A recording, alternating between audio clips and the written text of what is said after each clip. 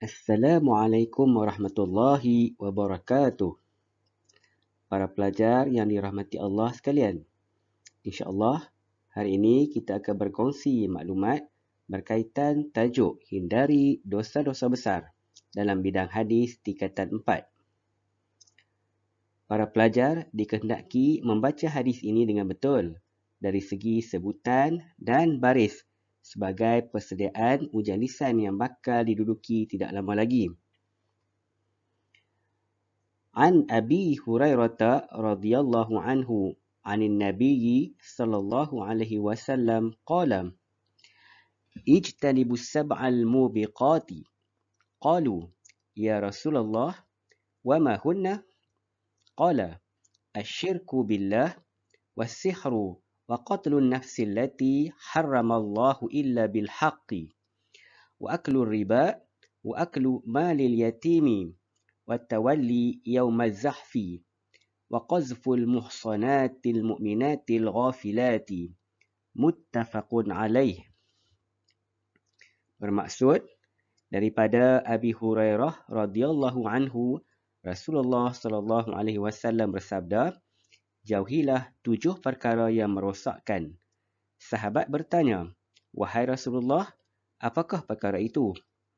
Baginda bersabda, syirik kepada Allah Subhanahu wa ta'ala dan sihir, dan membunuh jiwa yang diharamkan oleh Allah kecuali dengan kebenaran, dan makan riba, dan makan harta anak yatim, dan lari daripada medan peperangan, dan membuat tuduhan berzina terhadap wanita yang beriman, yang suci dan terpelihara daripada maksiat. Muttafaqun alaih.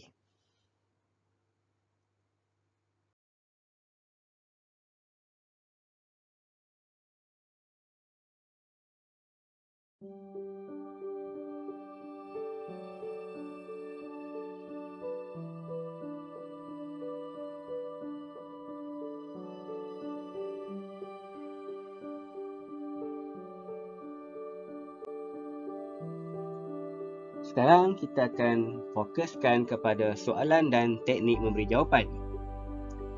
Semasa menjawab soalan, pelajar perlu memberi perhatian kepada kata tugas soalan. Kata tugas soalan yang sering keluar dalam peperiksaan ialah yang pertama, senaraikan. Yang kedua, nyatakan ataupun jelaskan. Dan yang ketiga, terangkan.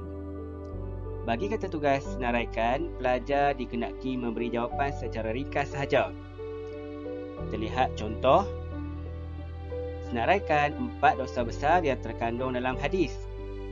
Syirik, sihir, membunuh, makan riba, makan harta anak yatim. Jadi jawapannya adalah ringkas sahaja. Seterusnya kita lihat kepada kata tugas nyatakan ataupun jelaskan.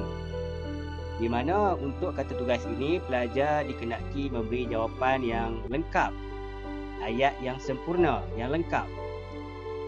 Kita lihat contoh, jelaskan 2 kesan perbuatan sihir. Memporak-perandakan rumah tangga, mencetuskan pergaduhan dan kematian. Jadi kita lihat jawapannya lebih lengkap dan lebih sempurna berbanding dengan soalan senaraikan. Seterusnya kita lihat kepada kata tugas terangkan. Di mana untuk kata tugas ini, para pelajar dikehendaki memberi huraian. Wajib ya. Jadi, isi, kemudian disambung dengan kata hubung ataupun kata sendi, suka di sini. Contohnya, supaya, untuk, kerana, agar, seperti dan lain-lain lagi. Dan seterusnya diakhiri dengan huraian. Jadi, kita lihat contoh. Terangkan 2 kesan perbuatan sihir. 1. Memporak-perandakan rumah tangga kerana hasad dengki. Kedua, mencetuskan pergaduhan kerana wujudnya perasaan tidak puas hati. Jadi kita lihat adanya kata hubung di sini, kerana, dan disudahi dengan huraian hasad dengki dan juga perasaan tidak puas hati. Jadi beza di antara kedua-dua ini ialah soalan terangkan memerlukan tambahan huraian di hujungnya. Okey, jadi Ustaz harap para pelajar boleh bagi perhatian untuk kata tugas jelaskan ataupun terangkan semasa menjawab soalan nanti.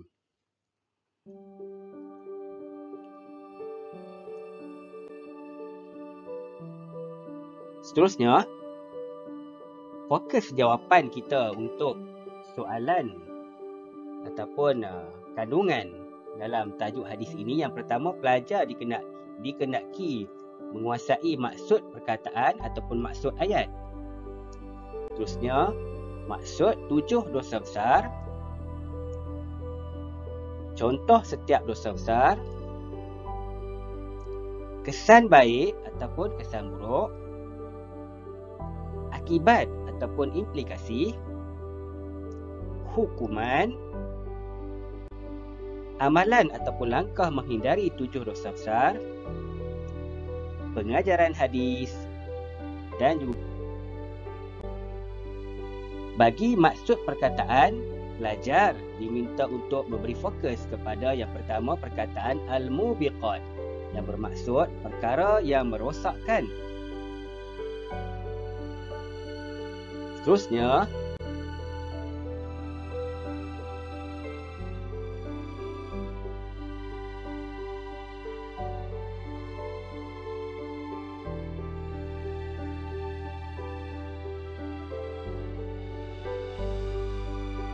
al-ghafilat, orang yang bersih hati daripada niat untuk berzina ataupun sentiasa memelihara diri daripada melakukan maksiat.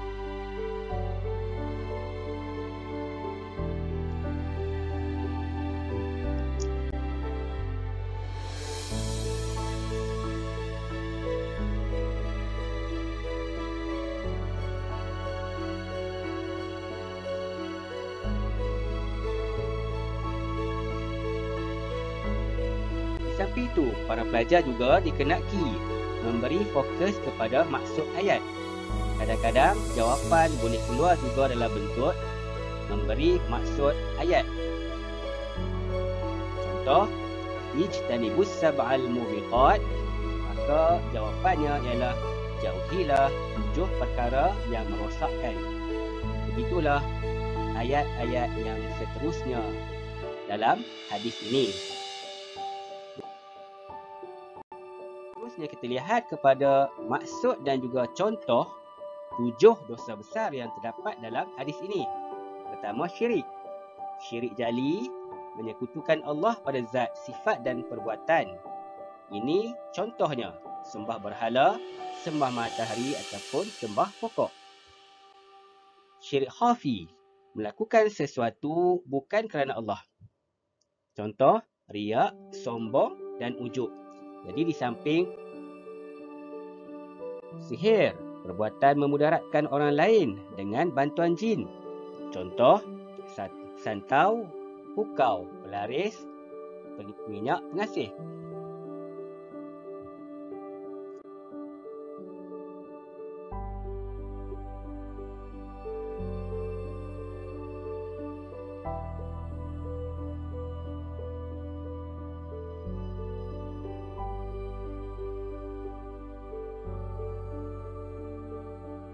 Membunuh, perbuatan menghilangkan nyawa seseorang.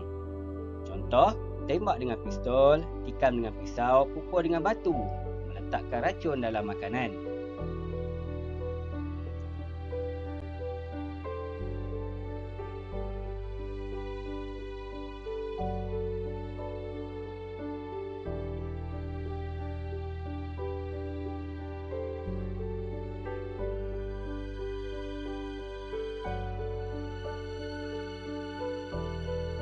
Makan riba, pertambahan bayaran dalam urusan hutang. Contohnya, faedah pinjaman wang.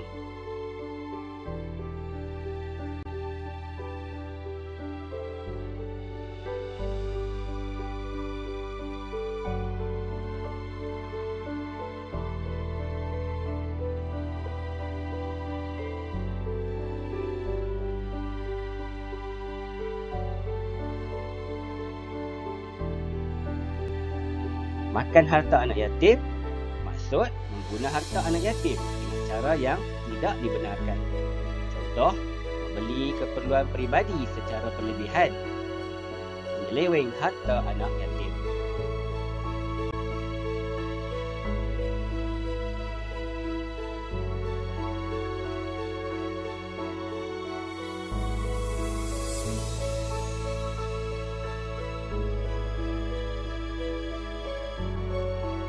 Lari dari medan perang, meninggalkan medan perang lawan musuh. Contoh, tidak mahu mempertahankan negara, lari dari pasukan yang sedang bertempur.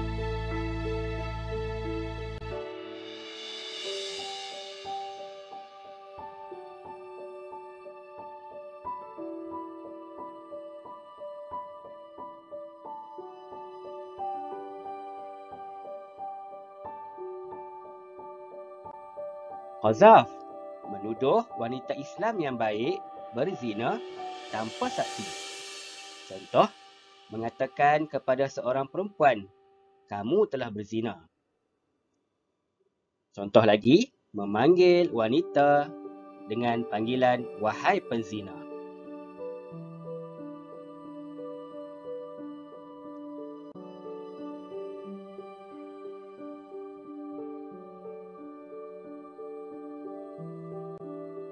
Seterusnya, apa yang perlu diberi perhatian oleh para pelajar juga berkaitan dengan kesan buruk ataupun akibat ataupun implikasi.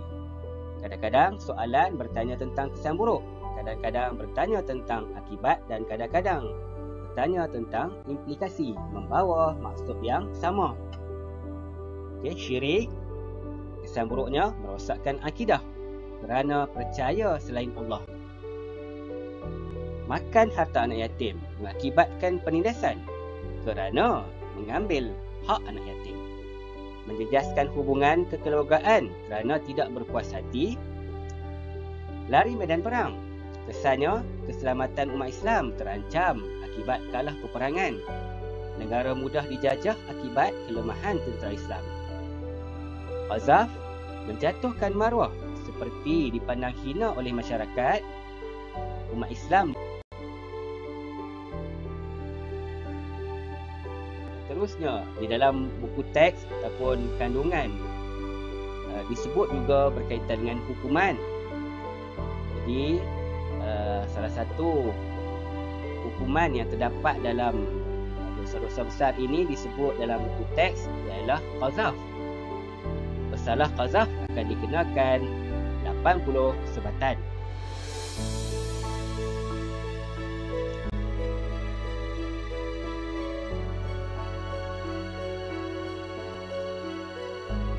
Seterusnya,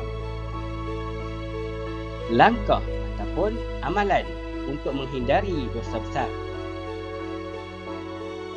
Dosa besar ni tak tulis secara umum, tapi jika soalan itu merujuk kepada salah satu daripada dosa-dosa besar, maka jawapan yang sama boleh digunakan bergantung kepada tajuk yang dikemukakan. Seterusnya, para pelajar, dalam buku teks juga ada ditulis tentang amalan yang boleh dilakukan untuk menghindarkan diri daripada sihir. Jadi, kita bentuk soalan di sini, jelaskan langkah untuk menghindarkan diri daripada sihir. Inilah jawapannya. Membaca surah Al-Fatihah, membaca ayat kursi, membaca surah Al-Ikhlas. Di samping itu, para pelajar, Ustaz suka memberi di sini beberapa soalan tambahan yang berkaitan dengan tajuk ini. Kita kena ambil perhatian juga di samping apa yang ada dalam buku teks. Kita kena bagi perhatian berkemungkinan soalan-soalan lain boleh dibina daripada tajuk ini. Jadi kita lihat yang pertama, jelaskan dua faktor. Faktor tadi kalau tambahan yang seterusnya, jelaskan dua hikmah Islam melarang melakukan perbuatan dosa-dosa besar. Jadi jawapan yang boleh kita berikan di sini, untuk menjaga maruah diri daripada fitnah, untuk memelihara nama baik agama Islam, untuk memelihara keharmonian masyarakat dan untuk memelihara akidah daripada terbatal.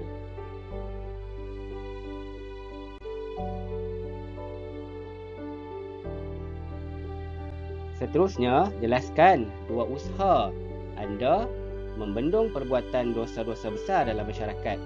Jadi untuk soalan ini, dia minta supaya kita berikan cadangan bagaimanakah cara untuk kita membantu masyarakat daripada tidak melakukan dosa besar. Jadi inilah jawapannya.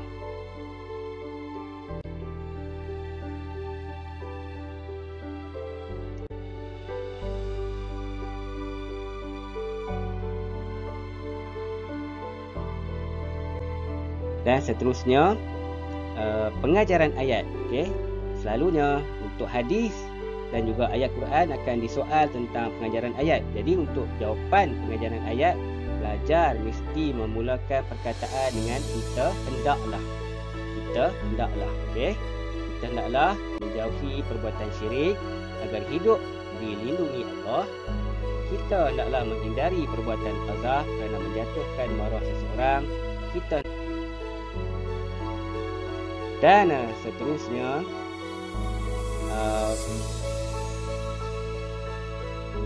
berkemungkinan juga akan keluar soalan hebat daripada hadis ini. Jadi salah satu contoh kita masukkan di sini, diberikan ayat Quran. Ayat Quran ini adalah dalam dalil lampu teks, dalam tajuk ini. Kemudian dia minta huraikan hujah anda untuk menyokong ayat Quran di atas. Jadi pelajar